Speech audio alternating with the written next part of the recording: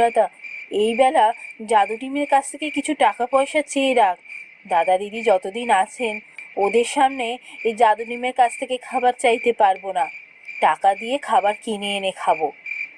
তাই ভালো মা, ওরা ঠিক গন্ধে গন্ধে চলে এসেছে।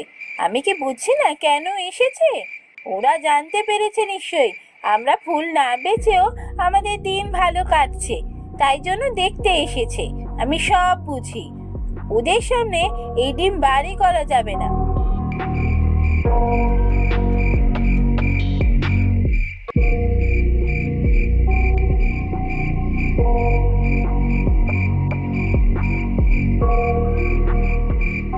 দেখলে দেখলে কেমন ভাবে বললো মেয়েটা। এইসব করতে আমরা এখানে আসিনি। ওই ডিমটা আমাদের হাতাতে হবে। এসব এখন ছাড়ো তো। এ শক্ত কি কাজ? দাঁড়াও না, মা আর মেয়ে